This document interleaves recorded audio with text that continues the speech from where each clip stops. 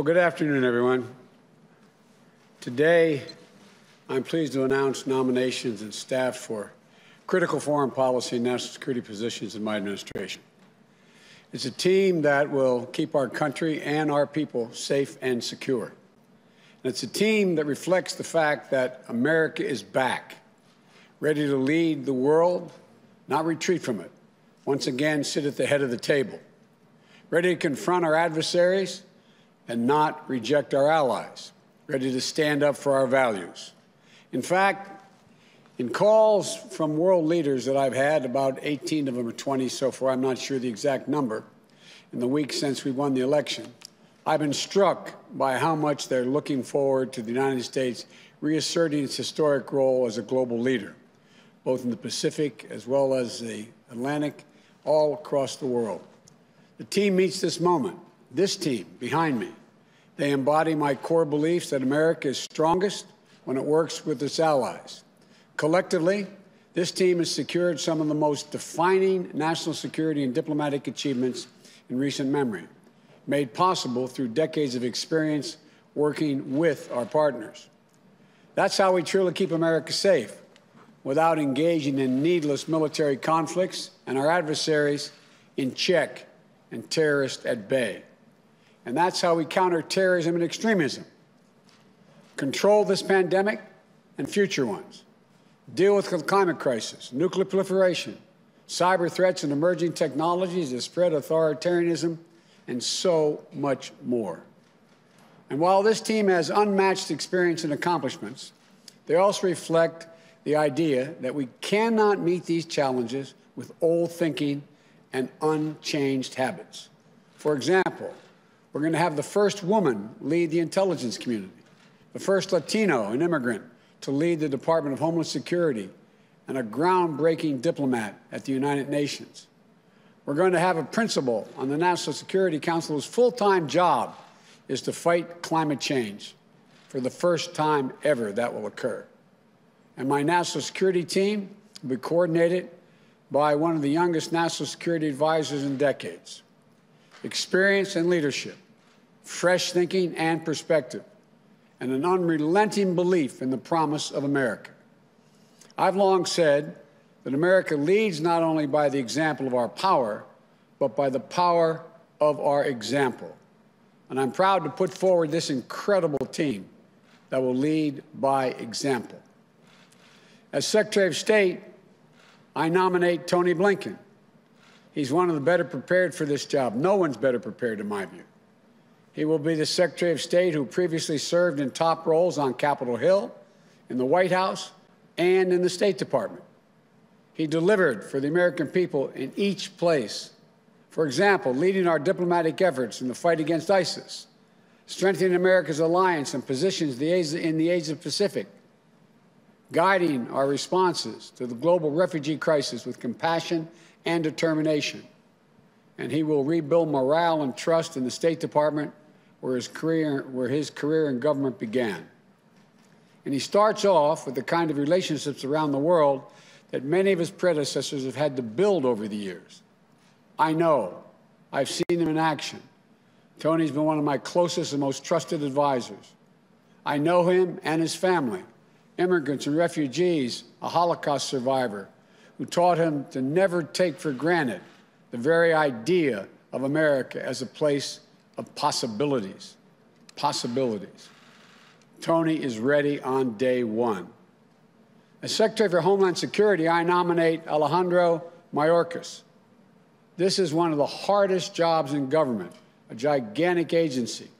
The DHS Secretary needs to keep us safe from threats at home and from abroad. And it's the job that plays a critical role in fixing our broken immigration system. After years of chaos, dysfunction, and absolute cruelty at DHS, I'm proud to nominate an experienced leader who has been hailed by both Democrats and Republicans.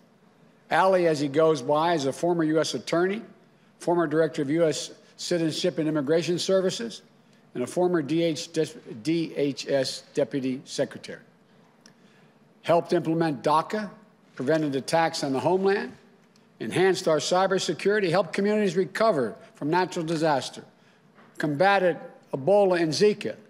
And while DHS affects everyone, given its critical role in immigration matters, I'm proud that for the first time ever, the department will be led by an immigrant, a Latino, who knows that we are a nation of laws and values. And one more thing. Today's his birthday. Happy birthday, man. Happy birthday. He's 21. As a director of national intelligence, I nominate Avril Haines, the first woman ever to hold this post. To lead our intelligence community, I didn't pick a politician or a political figure. I picked a professional. She's eminently qualified. Former deputy director of the CIA, former deputy national security advisor to President Obama, and a fierce advocate for telling the truth and leveling with her decisions with the decision makers. Straight up. Nothing unnecessary. I know because I've worked with her for over a decade. Brilliant, humble, can talk literature and theoretical physics, fixing cars, flying planes, running a bookstore cafe, all in a single conversation because she's done all that. And above all, she gets word of a threat, if she gets word of a threat coming to our shores, like another pandemic or foreign interference in our elections, she will not stop raising alarms until the right people take action. People will be able to take her word because she always calls it as she sees it. I believe we are safer with Avril on the watch. I think she can make a great contribution. And as United States Ambassador to the United Nations, I nominate Linda Thomas Greenfield, a seasoned and distinguished diplomat with 35 years in the Foreign Service who never forgot where she came from, growing up in segregated Louisiana. The eldest of 8, her dad couldn't read or write, but she says he was the smartest person she knew. First in her family to graduate from high school, then college, with the whole world literally ahead of her, as her dad and mom taught her to believe. Post in Switzerland, Pakistan, Kenya, the Gambia, Nigeria, Jamaica, Liberia, where she was known as the People's Ambassador. Willing to meet with anyone, an ambassador, a student, working people struggling to get by, and always treating them with the same level of dignity and respect. She was our top State Department official in charge of African policy during the Ebola crisis. She received overwhelming support from her fellow career Foreign Service officers. And she'll be at cabinet status because I want to hear her voice on all the major foreign policy discussions we have. And my national security advisor, I choose Jake Sullivan. He's once-in-a-generation intellect with experience and temperament for one of the toughest jobs in the world. When I was vice president, he served as my national security advisor. He was a top advisor to Secretary of State Clinton. He helped lead the early negotiations that led to the Iran nuclear deal. He helped broker the Gaza ceasefire in 2012, played a key role in Asian-Pacific rebalance in our administration. And in this campaign for the presidency, he served as one of my most trusted advisors on both foreign and domestic policy, including helping me develop our COVID-19 strategy. Jake understands my vision that economic security is national security, and it helps steer what I call a foreign policy for the middle class, for families like his growing up in Minnesota, where he was raised by parents who were educators and taught him the values of hard work, decency, service, and respect. What that means is to win the competition for the future, we need to keep us safe and secure and build back better than ever. We need to invest in our people, sharpen our innovative edge, unite the economic might of our democracies around the world to grow the middle class and reduce inequity, and do things like counter predatory trade practices that our competitors and our adversaries. And before I talk about the final person today, let me talk about this new position. For the first time ever, the United States will have a full-time climate leader who participate in ministerial level meetings. And that's a fancy way of saying they'll have a seat at every table around the world. For the first time ever, there will be a principal on the National Security Council who can make sure climate change is on the agenda in the Situation Room. For the first time ever, we will have a presidential envoy on climate. He will be matched with high-level White House climate policy coordinator and policy-making structure to be announced in December. And that'll lead efforts here in the United States to combat the climate crisis, mobilize action to meet the existential threat that we face. Let me be clear. I don't for a minute underestimate the difficulties of meeting my bold commitments to fighting climate change. But at the same time, no one should underestimate for a minute my determination to do just that. And as for the man himself, if I had a former Secretary of State who helped negotiate the Paris Climate Accord, or a former presidential nominee, or a former leading senator, or the head of a major climate organization for the job, they would show my commitment to the United States and the whole world. The fact that I picked the one person who is all of these things speaks unambiguously to my commitment. The world will know that with one of my closest friends, John Kerry, he's speaking for America on one of the most pressing threats of our time. No one I trust more. To this team, I thank them for accepting this call to service. And for their families, I thank you all for your sacrifice. You know, we could not do this without you, in my view. Together, these public servants will restore America globally, its global leadership, and its moral leadership, and will ensure that our service members, diplomats, and intelligence professionals can do their job free of politics. They'll not only repair, they'll also reimagine American foreign policy and national security for the next generation. And they'll tell me what I need to know, not what I want to know, what I need to know. To the American people, this team will make us proud to be Americans. And as more states certify the results of this election, there's progress to wrap up our victory.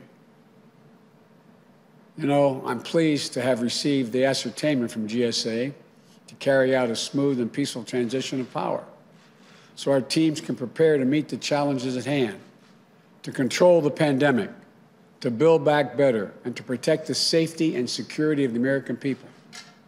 And to the United States Senate, I hope these outstanding nominees received a prompt hearing and that we can work across the aisle in good faith to move forward for the country. Let's begin that work to heal and unite America as well as the world. I want to thank you all. May God bless you. May God protect our troops. And now I turn this over, this new team, starting with our next Secretary of State, Tony Blinken. Get my mask here, Tony, so I don't get in trouble. And we're going to clean off the podium.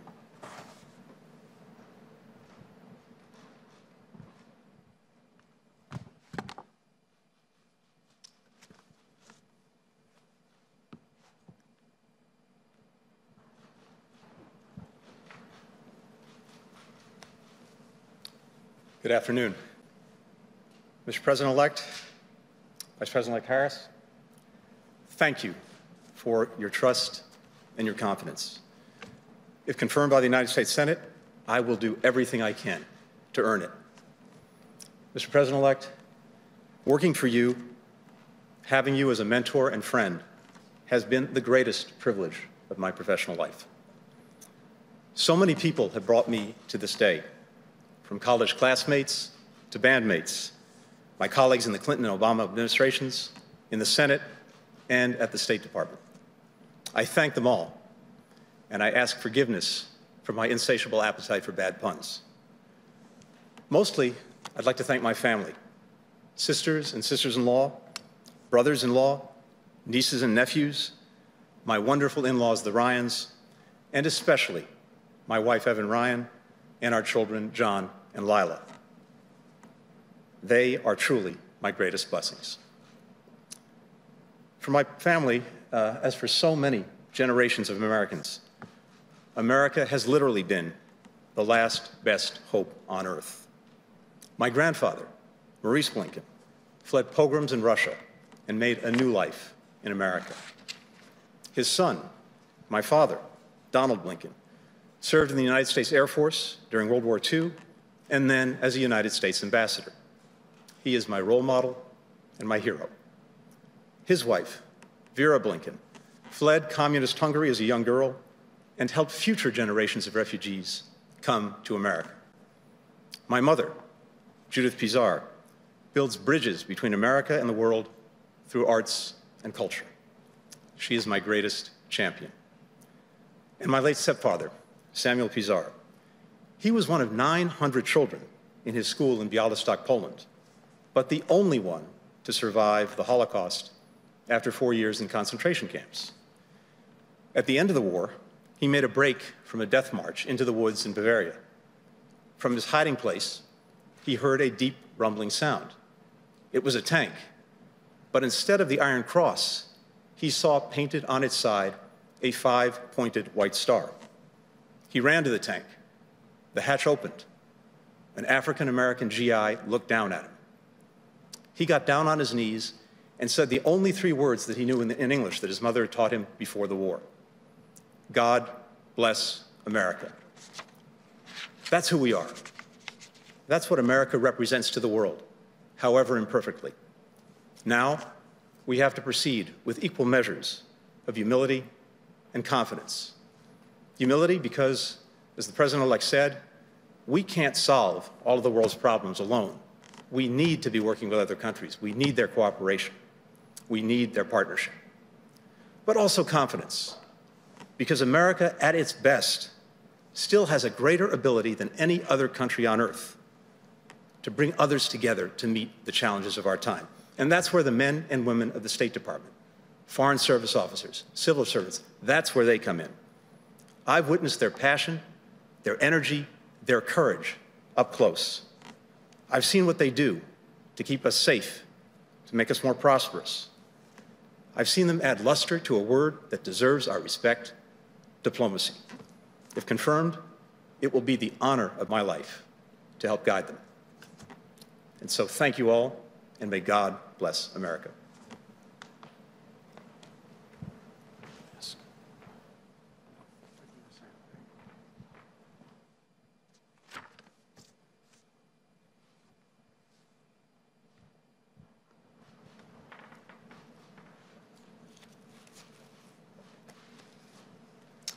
Good afternoon, Mr. President-elect, Madam Vice President-elect.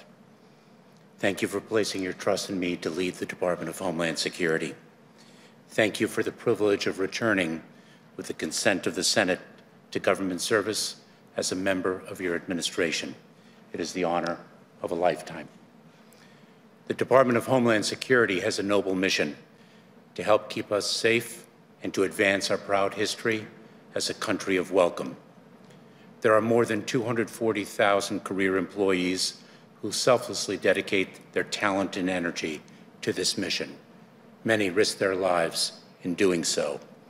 I would be honored to return to the department and support these dedicated public servants in fulfilling their responsibilities and realizing our country's greatest hopes, all in partnership with the communities we serve.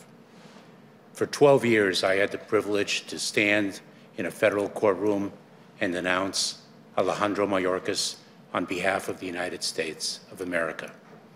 The words, "on behalf of the United States of America," meant everything to me and to my parents, whom I think of today and every day. My father and mother brought me to this country to escape communism. They cherished our democracy and were intensely proud to become United States citizens, as was I.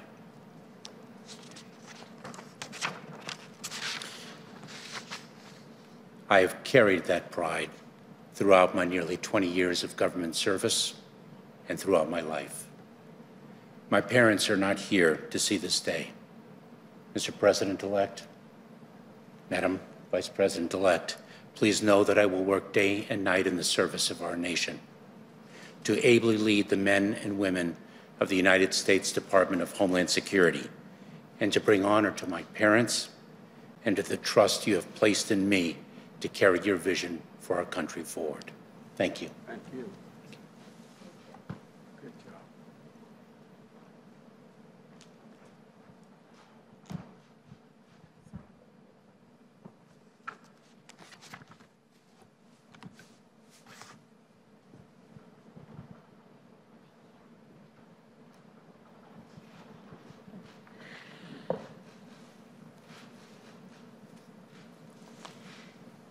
Mr. President-elect, Madam Vice President-elect, I am grateful and even more so humbled by the trust that you placed in me for this role.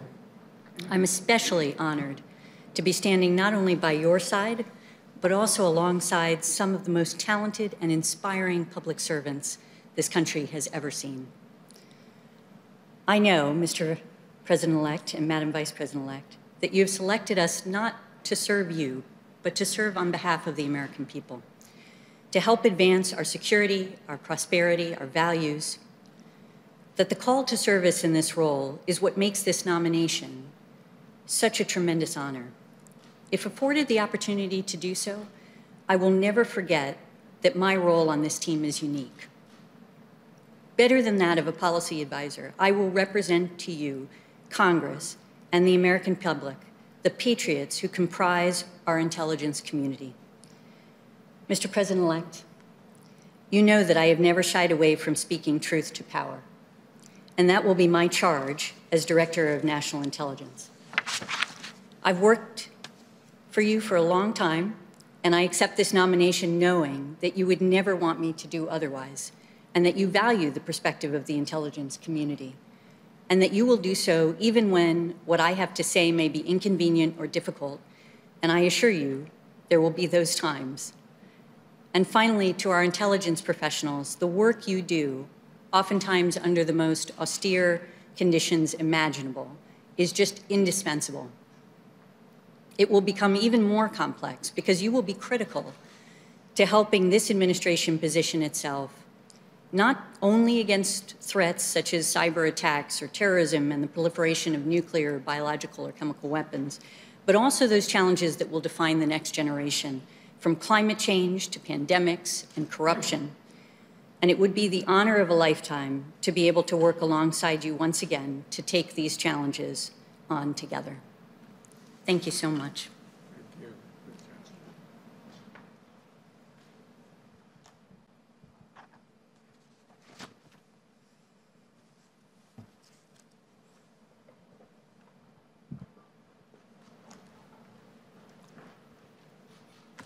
Good afternoon. Mr. President-elect, Madam Vice President-elect, I'm humbled and honored by the trust that you have placed in me to become a member of your cabinet as ambassador to the United Nations. In the years that I've worked in government, I'm always struck by how only in America would we be where we are today, where life can be hard and cruel, but there's hope in the struggle. There is promise in our dreams, where you learn to believe in yourself and that anything is possible. Like both of you, I learned from my family. Mr. President-elect, thank you for those generous words that you said about me. My parents had very little back in Louisiana where I grew up, but they gave me and my siblings everything they had. And I know how proud they would be of this day. On this day, I'm also missing my mentor, Ambassador Ed Perkins, who served as the U.S. Ambassador to the United Nations under President George H.W. Bush and President Clinton, and who was also from Louisiana. He told me constantly, Linda, don't undersell yourself. And he would always do everything possible to lift me up. He passed away last week, but I know he's here with us today. And on this day, I'm thinking about the American people, my fellow career diplomats and public servants around the world. I want to say to you, America is back. Multilateralism is back. Diplomacy is back. Mr. President-elect, I've often heard you say how all politics is personal, And that's how you build relationships of trust and bridge disagreements and find common ground. And in my 35 years in the Foreign Service across 4 continents, I put a Cajun spin on it. I called it gumbo diplomacy. Wherever I was posted around the world, I'd invite people of different backgrounds and beliefs to help me make a roux and chop onions for the Holy Trinity and make homemade gumbo. It was my way of breaking down barriers, connecting with people, and starting to see each other on a human level. A bit of lagniappe is what we say in Louisiana. That's the charge in front of us today. The challenges we face, a global pandemic, the global economy, the global climate change crisis, mass migration and extreme poverty, social justice, are unrelenting and interconnected, but they're not unresolvable if America is leading the way. Thank you. Thank you.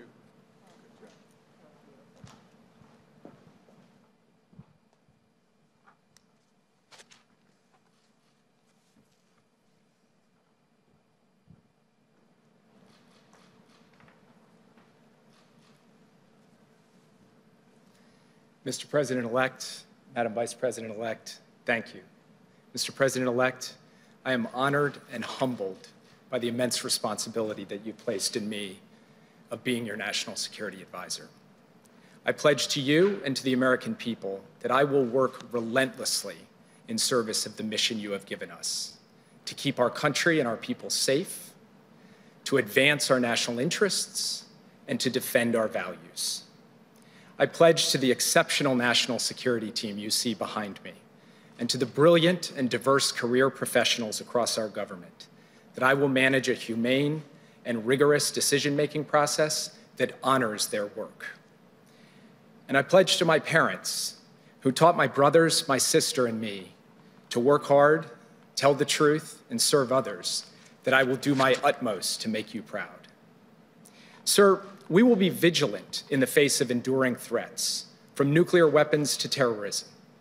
But you have also tasked us with reimagining our national security for the unprecedented combination of crises we face at home and abroad: the pandemic, the economic crisis, the climate crisis, technological disruption, threats to democracy, racial injustice, and inequality in all forms.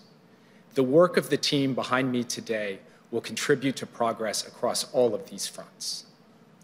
You have also tasked us with putting people at the center of our foreign policy. You've told us that the alliances we rebuild, the institutions we lead, the agreements we sign, all of them should be judged by a basic question: will this make life better, easier, safer for families across this country? Our foreign policy has to deliver for these families.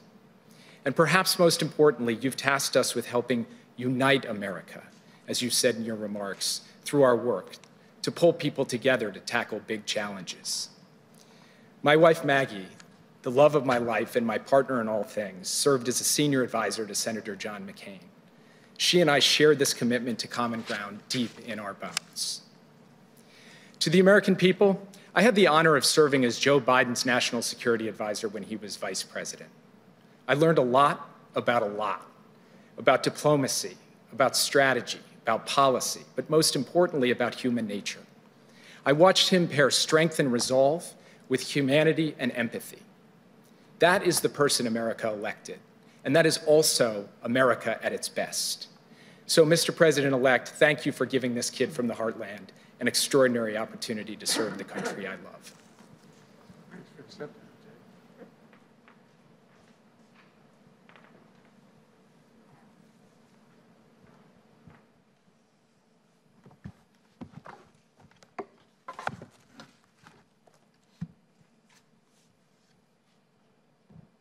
He's a stool, doesn't he? Big John. Mr. President-elect, Vice President-elect Harris, thank you, Mr. President-elect, for your generous words. And most of all, thank you for the trust and the responsibility of this appointment. I will do all in my power to live up to your expectations and to this moment for our country and for the world. And I begin by thanking my family for empowering me and encouraging me to take this task on.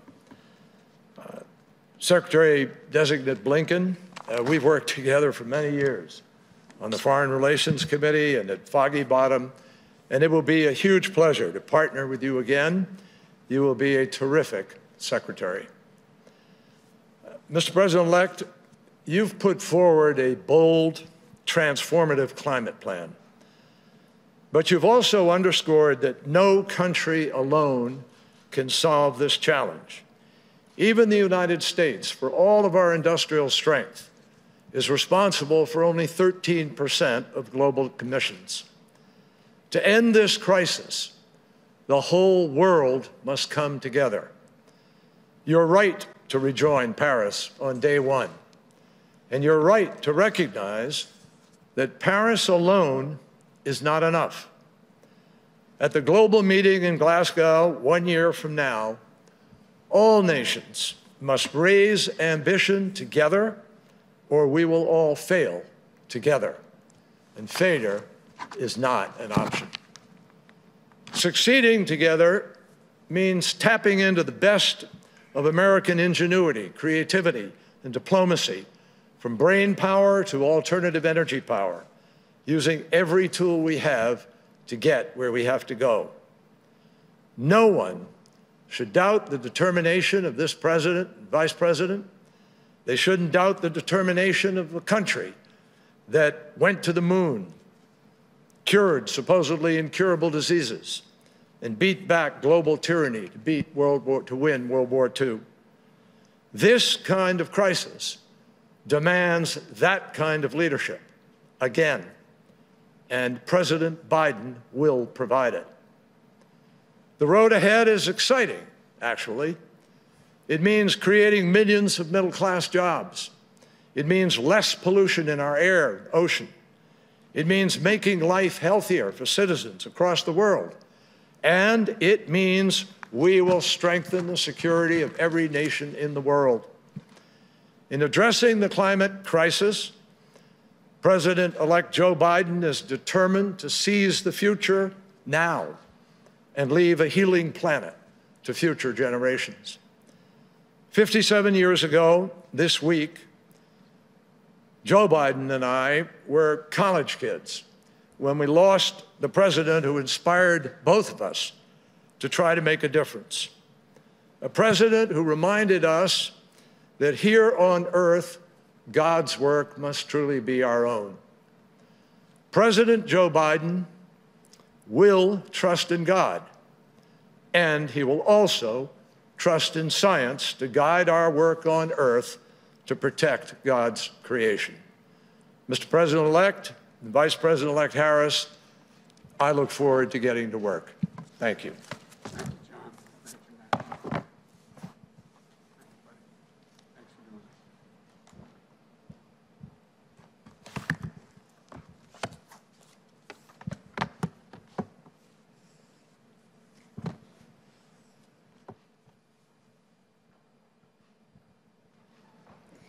Thank you, Secretary Kerry. And congratulations, Mr. President-elect, on bringing together this extraordinary team. I have always believed in the nobility of public service, and these Americans embody it. Their lives and careers are a testament to the dedication, sacrifice, and commitment to civic responsibility that have strengthened our democracy and kept America's promise alive for more than 200 years. President-elect Biden and I have long known that when we were elected, we would inherit a series of unprecedented challenges upon walking into the White House. Addressing these challenges starts with getting this pandemic under control, opening our economy responsibly, and making sure it works for working people. And we also know that our challenges will require us here at home to overcome those issues that block our ability to proceed. Our challenge here is a necessary foundation for restoring and advancing our leadership around the world. And we are ready for that work. We will need to reassemble and renew America's alliances, rebuild and strengthen the national security and foreign policy institutions that keep us safe and advance our nation's interests, and confront and combat the existential threat of climate change that endangers us all. I take these issues very seriously. My whole career has been about keeping people safe, from serving as district attorney to California's Attorney General to the United States Senate, where I have served on the Intelligence and Homeland Security committees. I have come to know firsthand the gravity of the challenges and threats facing the United States. And over the past few months, I have also come to know the sound judgment, expertise, and character of the people on this stage. I can say with confidence that they are, to a person, the right women and men for these critical positions. And I look forward to working alongside them on behalf of the American people and on behalf of a president who will ask tough questions, demand that we be guided by facts, and expect our team to speak the truth, no matter what. A president who will be focused on one thing and one thing only: doing what is best for the people of the United States of America. When Joe asked me to be his running mate, he told me about his commitment to making sure we selected a cabinet that looks like America, that reflects the best of our nation. And that's what we have done. Today's nominees and appointees come from different places. They bring a range of different life and professional experiences and perspectives. And they also share something else in common: an unwavering belief in America's ideals, an unshakable commitment to democracy, human rights, and the rule of law. And they understand the indispensable role of America's leadership in the world. These women and men are patriots and public servants to their core. And they are leaders, the leaders we need to meet the challenges of this moment and those that lie ahead. Thank you.